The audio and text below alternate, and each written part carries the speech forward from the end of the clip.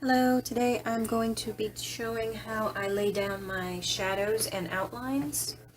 The color I will be using is indigo blue,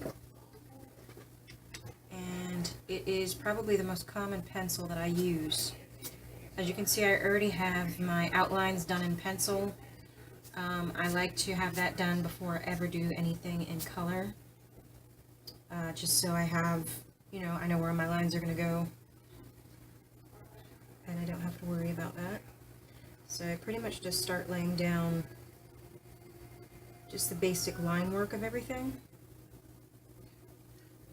And I have a face here that I'm going to start with, but I have several lizards in this piece, so I'm just going to kind of show you how I go about shading everything in, just as a basic, for the colors, to kind of get the shadows in the beginning, so that I don't have to go back too many times to do that.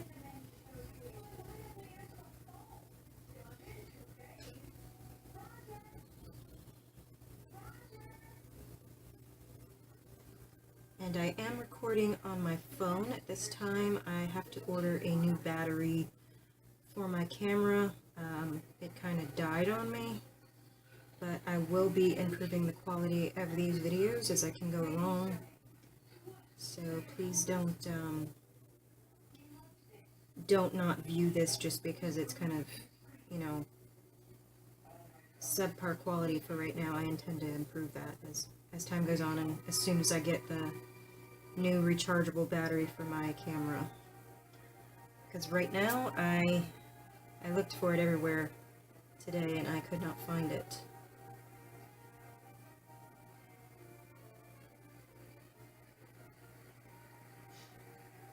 But anyway, I found a bunch of really pretty little lizards to put in this piece because I wanted a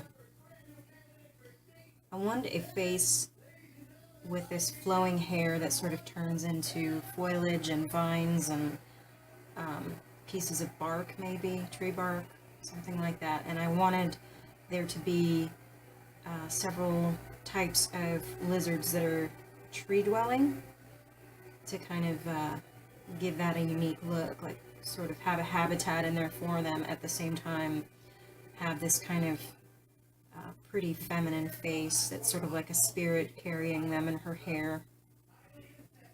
Just something a little bit different than some of the other reptile artwork I've seen. Usually when I've looked for reptile artwork, I usually see them just depicted like you would have them in a field guide or something, and that's beautiful. Some of that work is absolutely gorgeous, but I wanted to do something more for them than just kind of drawing them by themselves.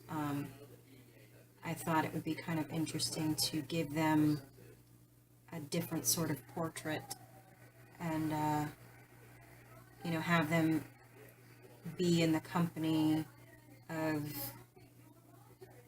spirits, like forest spirits and elemental creatures and stuff like that, that sort of have human faces. A lot of the times I do feminine faces just because I tend to like the look of feminine faces a little more. They tend to do a lot of feminine faces.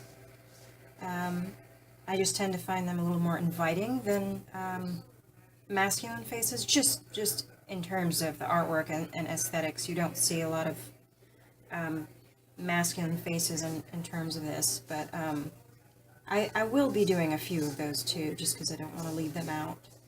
But in terms of aesthetics anyway, people seem to be more drawn to feminine faces, and a lot of the natural sort of depictions of, goddesses and stuff like that really seems to appeal to people, and it seems to be a lot more common. Although like I said, I don't want to leave the males out either. I want to definitely get that in there too, a couple of times here and there. I have one piece that I did. It's actually listed in my Etsy shop. It's an original artwork, and it's one with tree monitors and this. I guess you could say he's like a monk because he has his hands in praying position. So he's sort of like this, in a meditative sort of pose.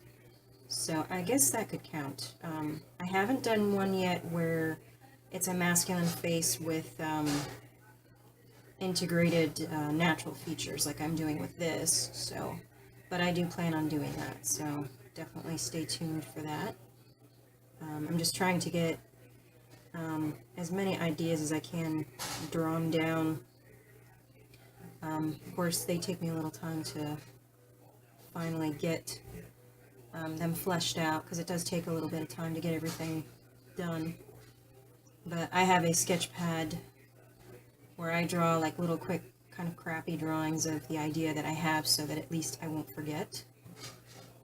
And I'll go over that too when I show you how I do from a concept drawing to a finished product, just because you can see how that whole process works. It goes from something really simple to something much more complicated and fleshed out. But the species I chose for this one, there's a couple in there that I don't think they're very well known. There is a Boyd's forest dragon. There's also a Cuban blue-headed anole, and let's see, I think Draco lizard, which has this little frill here. They're the ones that jump off of trees and glide to other trees. They're pretty cool. This is a water dragon here. Those are pretty well known. A lot of people keep those as pets. They're also really pretty, nice pretty green turquoise color. And then there's another one which I have. There's another lizard I have at the bottom here called I was looking up the name of it because I, of course, forgot to put it in there. Let's see. Blue-crested lizard. That's what it is. Yeah, I save a bunch of these pictures and then I forget to name them.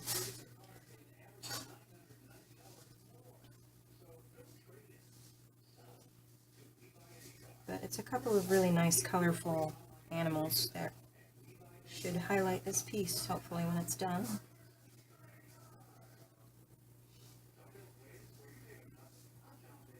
And this Draco lizard is got some tiny toes, so I have to be real careful on that one.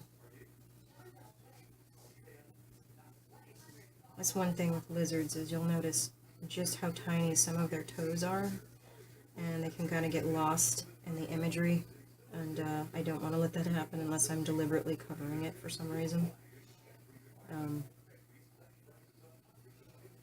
But yeah, it's amazing. A lot of these lizards and geckos follow a lot of the same sort of pattern in terms of having toes and stuff like that, but they're all a little bit different.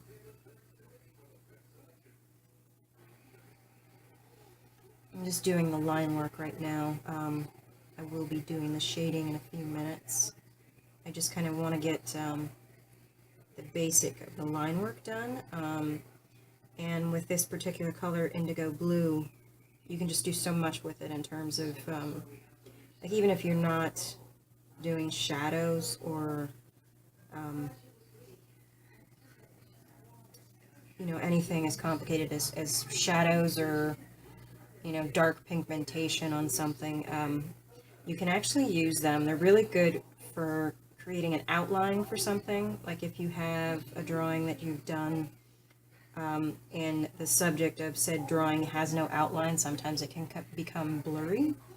So what you do is you either take indigo blue or black cherry, which is another color I love to use, and you can use that to very lightly outline it, and it makes it pop off the picture really nicely. So that's another good way to use indigo blue.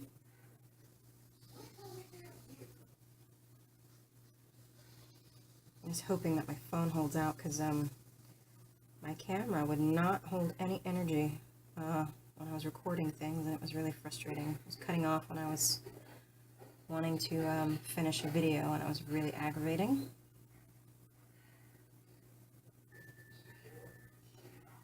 Just outlining the water dragon here. They have a bunch of little nice little spines on their back. Although I've noticed some of them actually have really long ones on this part of their neck. I did do a piece with one recently, well, a couple months back, but that individual that I used as reference actually had much longer spines on his back. I don't know, I guess it was a more mature lizard. Sometimes they take a little while to attain certain traits before they really start to show on a certain lizard, unless they get to a certain age.